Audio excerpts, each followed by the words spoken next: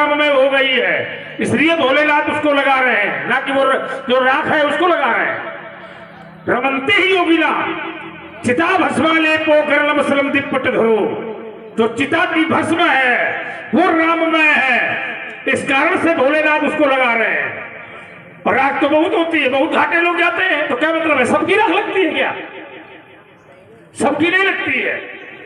रमनते ही योगिना जो राममय है वो राममय रूपी राख को लगाते हैं भोलेनाथ। अब कोई संसारिक व्यक्ति हो ऐसा नहीं है, क्योंकि भोलेनाथ कहते हैं अमंगल और मंगल दोनों में अंतर है। एक मंगल है जो राममय है, एक अमंगल है जो राममय नहीं है। जो शरीर राममय होकर के जाता है तो तत्वमसी कह करके उसे भोलेनाथ अपने शरीर में लगाते हैं। ये भोले की प्रथम अपनी निज महिमा है। आप किसी के दरवाजे जाए वो आपका सम्मान करे, ये उसका बड़प्पन है। और तुम्हारे अंदर अहंकार आ जाए कि हम सम्मानित हैं, तो ये तुम्हारा बड़प्पन है।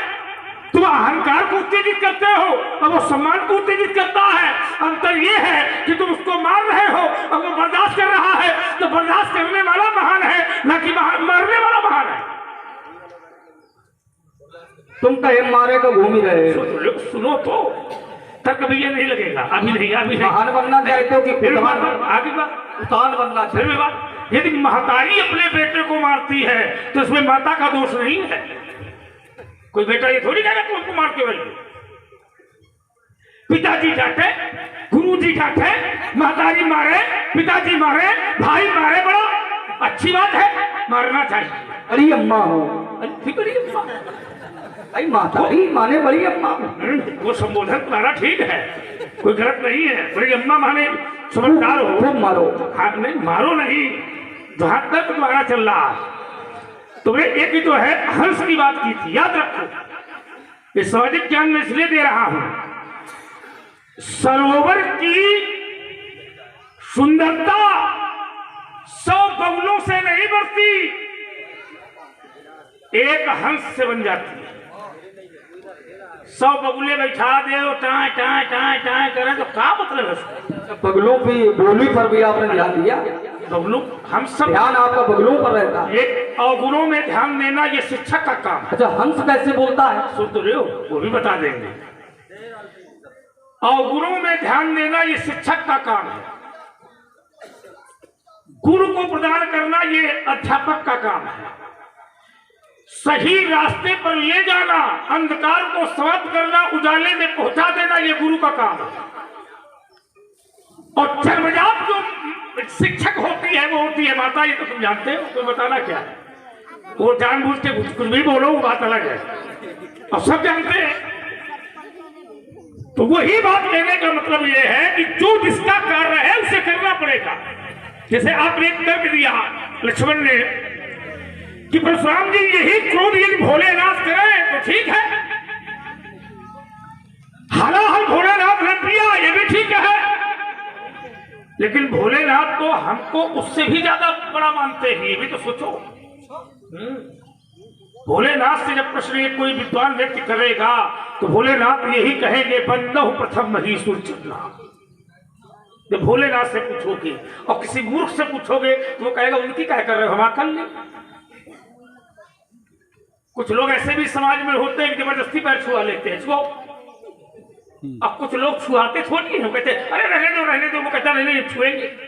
तो सम्मान उसका ज्यादा है जो मना कर रहा है, और सम्मान उसका ज्यादा नहीं है कि कान पकड़ो उतारिए। इसका अर्थ यह है कि वो जबरदस्ती अपने पैर स्वयं छू रहा है। दोनों बातों में अंतर है। भोलेनाथ से अगर पूछा जाएगा तो वो उत्तर यही करेंगे। इसलिए मैंने कहा था कि तूने कहा कि समर्थ का नहीं दोष कुछ आई रख पावर सुरसर की नहीं, सामर्थ्यवान में दोष लगता है। दोष लगता है लेकिन सामर्थ्यवान के ऊपर दोष लगता है, लेकिन फिर भी उस दोष का प्रभाव उसके ऊपर पड़ता नहीं है। अंतर ये है, जैसे कोई पापी गंगा में नहा ले तो वो गंगा पाप में नहीं है, लेकिन पाप धुलता है वो, क्योंकि गंगा किस लिए आई है? पाप को धोने के लिए, मुक्ति देने के लिए। है ना। तो जो गंगा का काम है वो गंगा करेगी। अब पापी आकर के गंगा में नहा ले और ये चिल्लाकर कहे कि गंगा पापी हो गई है। गंगा में मदिरा फेंकने से कभी गंगा अपवित्र नहीं होती है। गंगा में मदिरा का प्रभाव नहीं पड़ता है, क्योंकि गंगा स्वयं में पवित्र नदी है। यदि गंगा से एक लोटा जल निकाल करके कोई मदिरा मिला करके किसी साधु को दे और कहो पियो तो नहीं पिएगा, लेकिन वही मदिरा वही शराब यदि तुम गंगा जी में फेंक दोगे और किसी साधु से कहा पियो तो वो पिएगा और साथ में 16 छड़ी डुबकी लगाएगा। ये गंगा का प्रभाव है, न कि मदिरा का प्रभाव है। यदि सामर्थ्य वाला व्यक्ति क्रोध करता है तो उसमें क्रोध का प्रभाव नहीं है। लक्ष्मण ने भी क्रोध किया, तो लक्ष्मण ने जो क्रोध किया है क्या ये निज के लिए क्या? लक्ष्मण का जो क्रोध है वो परस्वार्थ है। परस्वार्थ, एक स्वार्थ होता है, परस्वार्थ होता है। इसलिए लक्ष्मण ने क्रोध किया, लेकिन इस क्रोध को अपने ऊपर नहीं डाला, इस क्रोध को राम के ऊपर डाला। माखे लखन कुटिल भाई भंग है, लखन सकोप बचन जब बोले तो बोले तो अपने ऊपर नहीं बोले, राम के ऊपर बोले, जो तुम्हारा अनुशासन हो। माने ये हम अपने लिए नहीं कर रहे, ये तुम्हारे लिए कर रहे हैं। तो जो क्रोध है दूसरों के लिए किया जाता है वो परिहित माना जाता है। जो दूसरों के लिए क्रोध करता है वो परिहित है। जो दूसरों को बनाने के लिए क्रोध करा वो परिहित है। तुमने भी क्रोध किया, भोलेनाथ ने क्रोध किया, राम ने भी क्रोध किया। यदि समस्या कोई खड़ी हो जाए और समस्या का समाधान यदि क्रोध से हो रहा है तो उस समस्या को निपटाने के लिए क्रोध की सहायता लेनी चाहिए। और क्रोध की समस्या है ये तुम ही कहते हो, हम थोड़ी कह रहे हैं। और शास्त्र से जुड़ा भी है। बिना न मानत जड़ गए 3 दिन। बोले राम क्यों? किसके कहने पर? किसी छोटे वाले ने कहा होगा, हाथ जोड़ रहे हो हैं? होगा कोई उसका छोटा भाई, उसने कहा होगा आप हाथ जोड़ रहे हो। हाथ जोड़ने से काम थोड़ी चलेगा। इस समस्या का समाधान धनुष बाण उठाओ और क्रोध कराओ, अभी बन जाएगा। वही उसने किया और जैसे किया तो समस्या का समाधान। कभी कभी ऐसा होता है कि जब हाथ जोड़ने से काम नहीं चलता तो मजबूर होकर के हाथ उठाना पड़ता है। बहुत ऐसे व्यक्ति रास्ते में तुमको मिल जाए, कहा उनका समझाओ तो समझे ना। हाथ जोड़ो तो कहा हाथ जोड़ने से न समझे, और न समझे तो फिर सामने वाला सोचता है कि ये समझेगा कैसे, तो उसके लिए समझावन लाल उठाओ, तो उसको समझाओ। बहुत ऐसे व्यक्ति होते हैं, उनको एक बार समझाओ न माने, दोबारा समझाओ तो न माने, और तिबारा मिला के दे दो मान जाते हैं। ये किसका दोष है? क्या देने वाले का, ना समझने वाले का। क्योंकि वो सामने वाला हाथ जोड़ रहा है और वो समझना चाहता नहीं है, तो उसके लिए उपाय क्या करोगे? उसके लिए उपाय है सखे साठम। ध्यान दें, आप है परशुराम जी के चरणों में और श्री लक्ष्मण जी के चरणों में समर्पित हैं। 20 रुपए सुरेंद्र सिंह और बाबूजी आपकी तरफ से 20 रुपए श्री लक्ष्मण जी के चरणों में समर्पित हैं। बहुत बहुत साधुवाद, धन्यवाद। चलिए सत्संग की महिमा है। एक बात आपने बहुत अच्छी कही लक्ष्मण, हमें अच्छा लगा, सुनकर के भी अच्छा लगा और लोगों ने भी सुना। आपने कहा कि जो कार्य भोलेनाथ करे तो लीजिए वो आप न करो। हलाहल भोलेनाथ ने पिया था तो क्या आप पी सकते हो? बिल्कुल सही कहते। ये हर कार्य नहीं किया जा सकता। भोलेनाथ ने जो हलाहल पिया है वो अपने लिए थोड़ी पिया है, वो तुम्हारे घर के लिए पिया है। अगर भोलेनाथ ने अपने लिए पिया होता तो बात बन जाती। विश्व कल्याण के लिए, विश्व की चिंता के लिए, विश्व के हित के लिए अगर तुम्हें जहर भी पीना पड़े तो यही है परिहित सरिस धर्म नहीं भाई। यदि धर्म के लिए किसी के प्राण बच रहे हों और अगर जहर पीने से हमको मरना नहीं है और जहर हम पी लेंगे और फिर भी नहीं मरना है और सामने वाला बच जाएगा तो उस जहर को पीने से क्या परेशानी है? सोचो, हमको मरना नहीं है और वो मर जाएगा, और जहर अगर रहेगा तो सारा संसार समाप्त हो जाएगा। तो जिस जहर से संसार समाप्त हो जाए उस जहर को हम स्वयं अपने बस में कर लेंगे, तो फिर संसार मरने वाला नहीं है। दूसरों के लिए जियो, चलिए दूसरों के लिए मरो। चलिए महाराज यहीं पर एक छोटी बात कह देता हूं, दूसरों के लिए जियो, कही लो। दूसरों के लिए मरो। जो उपकार करते हैं, दूसरों के लिए जीते हैं, दूसरों के लिए मरते हैं, वो संसार में प्रशंसनीय होते हैं। और यही परहित है, हमारा भी काम बन जाए और तुम्हारा भी काम बन जाए। अच्छे व्यक्ति समाज में वही माने जाते हैं, जियो जीने दो, जियो और जी। और वो वाले अच्छे नहीं होते कि तुम्हारे घर में आगे लागे तो होली ताप ले, हमारे घर में लागे तो जल्दी बुझा दे। ये अच्छे नहीं होते, है ना, वो लोग अच्छे नहीं होते। हमारा भी बने और तुम्हारा भी बन जाए। इसीलिए साधु पुरुष लोग जो होते हैं वो एक ही चिंतन करते हैं, सर्वे भवन्तु सुखिनः और सर्वे सन्तु सर्वे भद्राणि। बढ़िया पाठ पढ़ा रहे हो महाराज। अब ये पढ़ने के लिए आए हैं, इसलिए सर्वे भवन्तु सुखिनः, सभी सुखी रहें। सर्वे सन्तु निरामयः, सभी निरोगी रहें। जब सब सुखी रहें, ये आपके विचार हैं, तो फिर न तो मारे जाइए सबको मारना क्यों चाहते हो? सबको बचाना चाहिए, लेकिन आप तो सबको मारना चाहते हो। तो जब बात फंसी तो ये पढ़ा रहे हो कि सर्वे भवन्तु सुखिनः। तो महाराज आपका चरित्र ये नहीं कह रहा है, अपने चरित्र पर ध्यान दो। अब आपने जो तर्क दिया है उस तर्क में हमारा विशेष एक तर्क आ रहा है कि जो व्यक्ति दूसरों के लिए कार्य कर रहा है, जो व्यक्ति परहित में अपना बलिदान कर रहा है, पंडित जी, उस व्यक्ति की निंदा होनी चाहिए कि प्रशंसा? प्रशंसा तो है, प्रशंसा होनी चाहिए। कामदेव ने परहित में अपना कार्य किया था। देवताओं ने कामदेव को बुलाया, सूरज कही निज विपत्ति, सब निज विपत्ति। देवताओं ने अपनी विपत्ति कामदेव से कही, तो सुन मन कीन विचार। कामदेव ने सुना और मन में विचार किया कि संग विरोध न कुशल मोहि, बिहस कहे वशमार। भगवान शंकर जी का यदि मैं विरोधी बनूंगा तो इसमें हमारी कुशलता नहीं है, लेकिन कामदेव ने आप वाला ही सिद्धांत पढ़ा कि तदपि कर्म में काज तुम्हारा। अगर यही कार्य मैं अपने लिए करता तो निश्चित रूप से ये अधर्म माना जाता, लेकिन अगर यही कार्य मैं तुम्हारे लिए कर रहा हूं, दूसरों के लिए कर रहा हूं, तो तदपि कर्म में काज तुम्हारा, तो श्रुति कहे परम धर्म उपकारा। ये वेदों में वर्णित है कि परम धर्म बन गया, प्रति उपकार बन गया। तो कामदेव गया, धर्म के मार्ग में चला, सिद्धांत भी उसने पढ़ा और जाकर के अपने प्राणों का उसने बलिदान कर दिया। तो महाराज प्रशंसा किसकी होनी चाहिए थी? पंडित जी, किसकी होनी चाहिए थी प्रशंसा?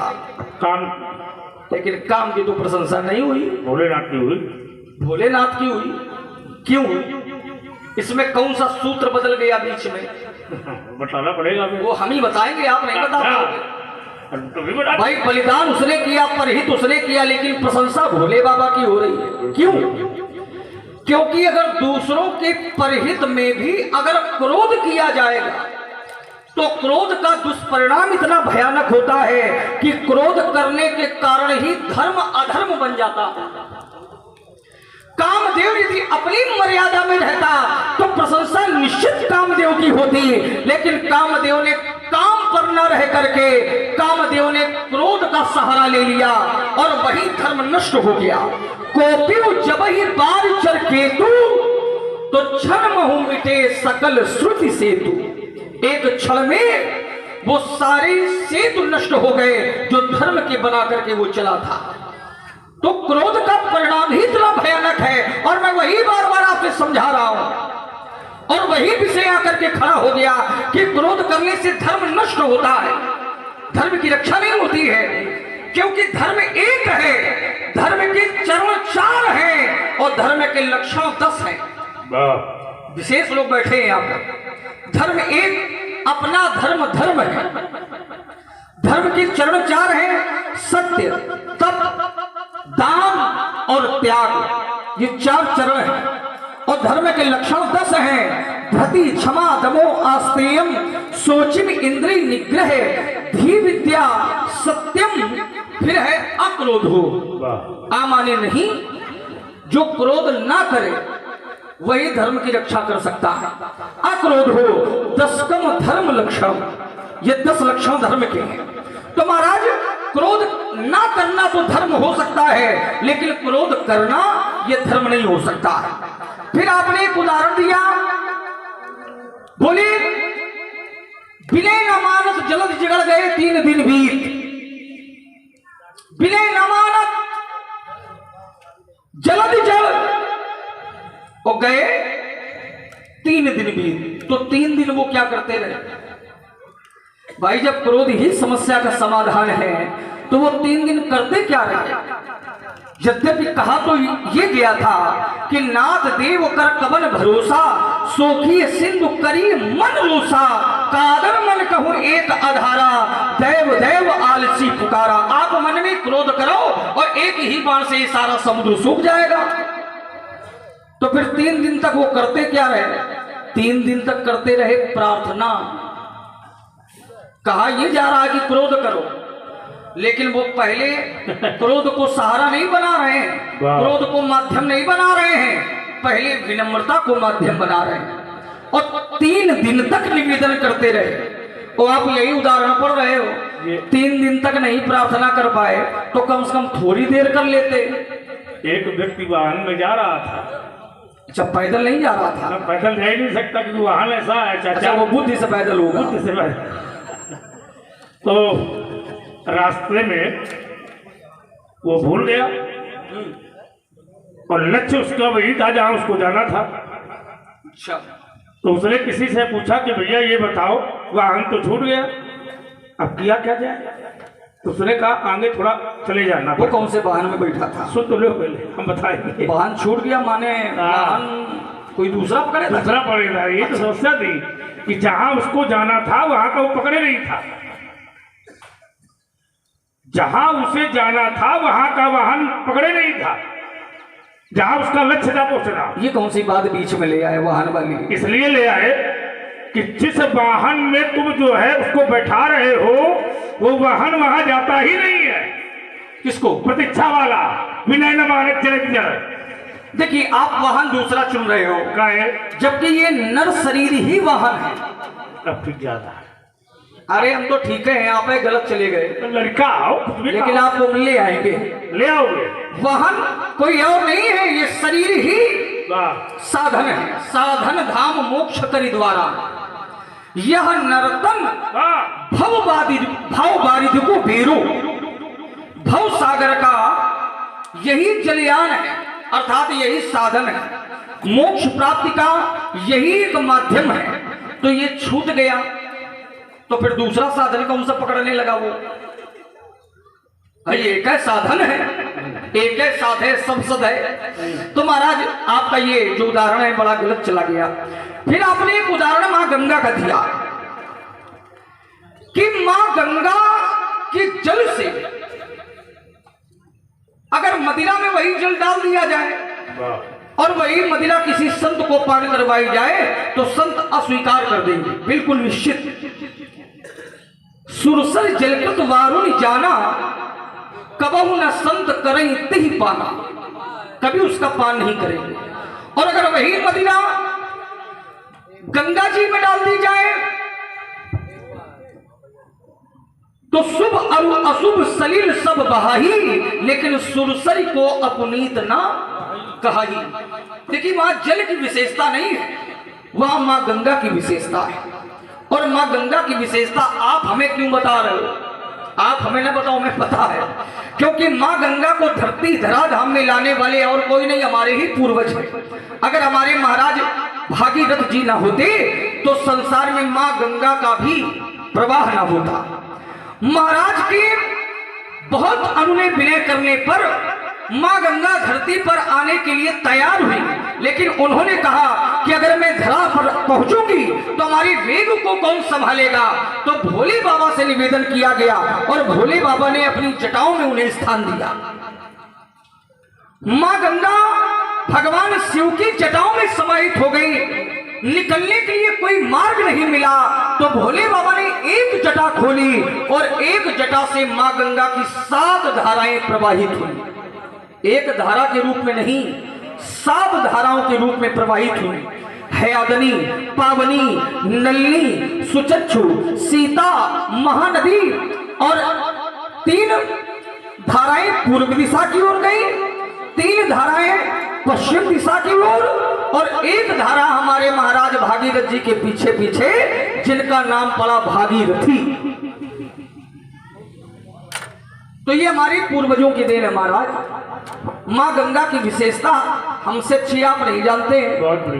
बहुत बढ़िया। जीवन में आपने कोई बम्बी तक खोदी हो तो बताना, विशेषता माँ गंगा की बता रहे हो तो नहीं, वो विश्व वाली, अच्छा ब्रह्मपुत्र वाली बात न करो। ठीक, हम जो बता रहे हैं विशेष सुरसरी का है, विशेष सुरसरी का है।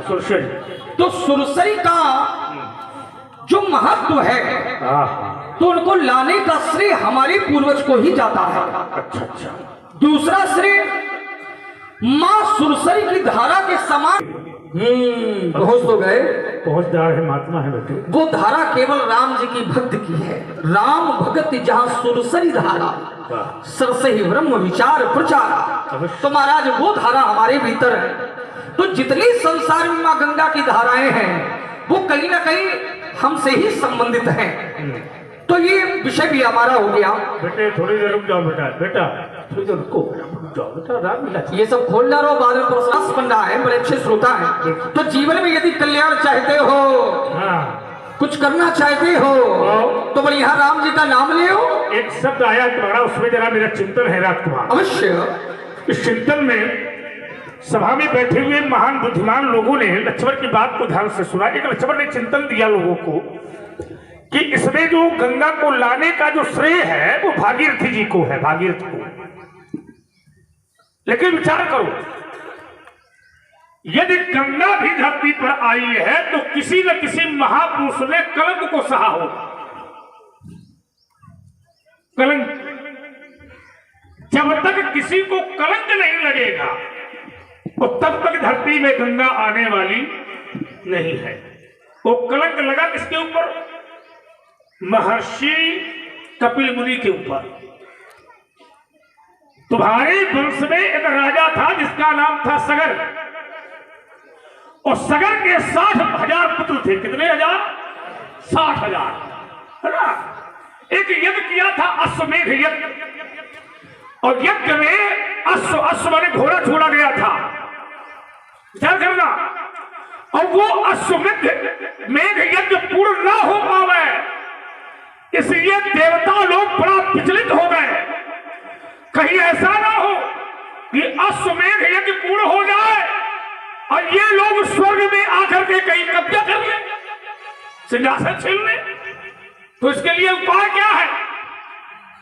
तो इंद्र ने उस छोड़े हुए घोड़े को चुपचाप चोरी से महर्षि कपिल मुनि के आश्रम में बांध दिया। विचार करना। और तुम्हारे वंशज खोजते खोजते अचानक महर्षि कपिल मुनि के आश्रम में पहुंच गए। घोड़ा वहीं बंधा था। उन सब लोगों ने महर्षि कपिल मुनि को चोर कहा। क्या कहा? चोर।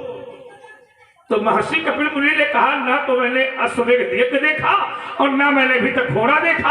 अब कहां बंधा है ये भी मैंने नहीं देखा, लेकिन बांधा है इंद्र ने। और साबित कौन हो रहा है? कपिल मुनि।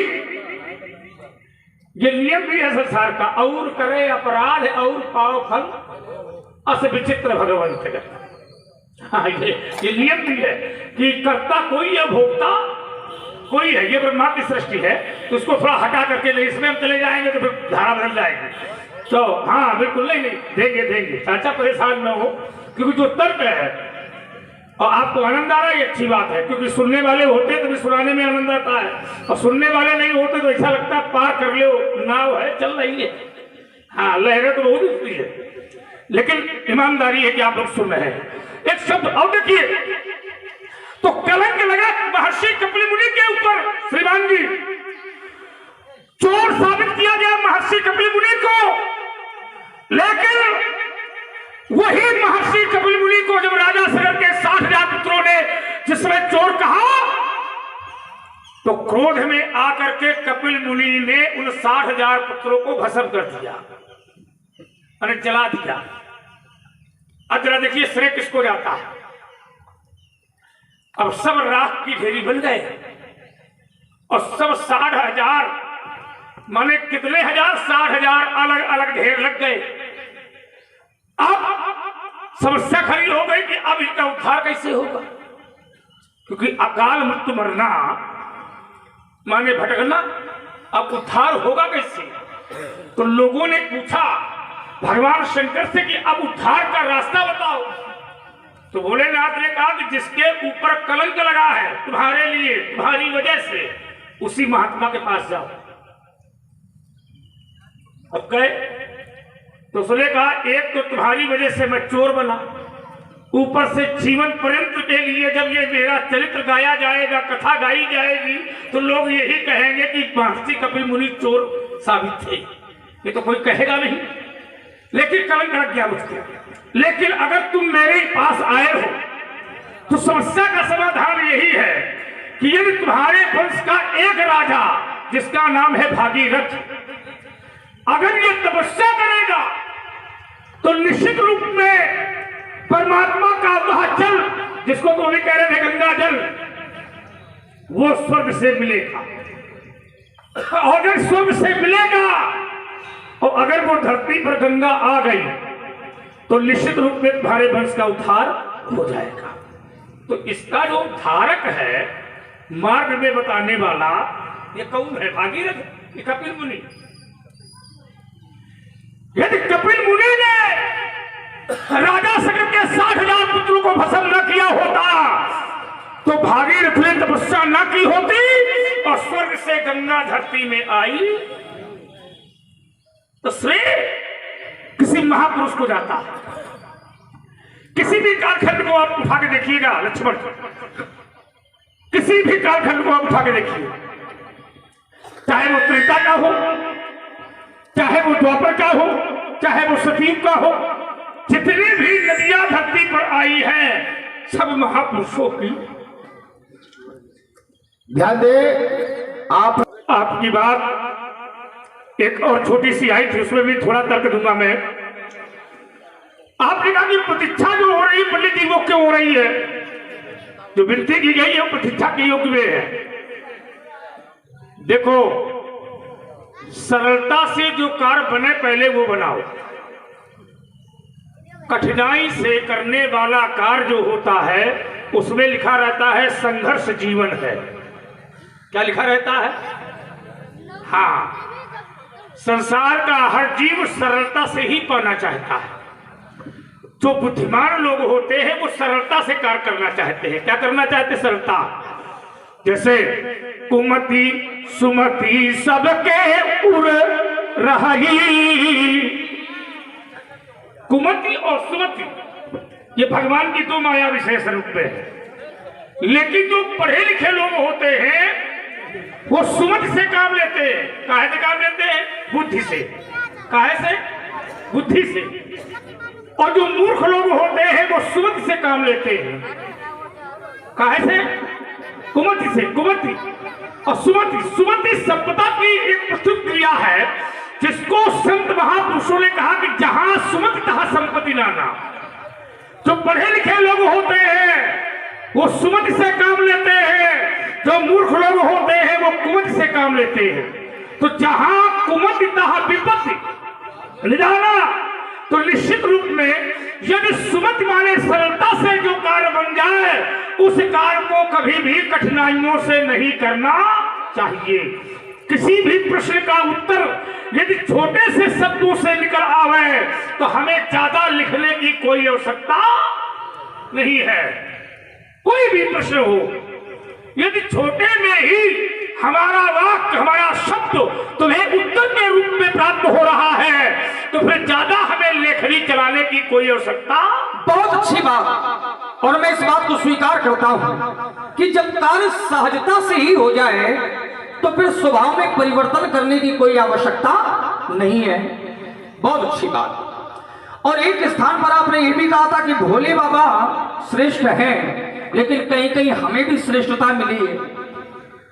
बंद हूं प्रथम महीसुर चरना। तो इसमें एक हमारा तर्क है कि आपका उद्देश्य है धनुष तोड़ने वाले को देखना, तो धनुष तोड़ने वाले को आप सहज भाव से भी देख सकते हैं। हाँ। कैसे देख सकते हैं? यथा सु अंजन अंज दृग साधक सिद्ध सुजान, कौतुक देखत शैल बन भूतल भूरि निधान।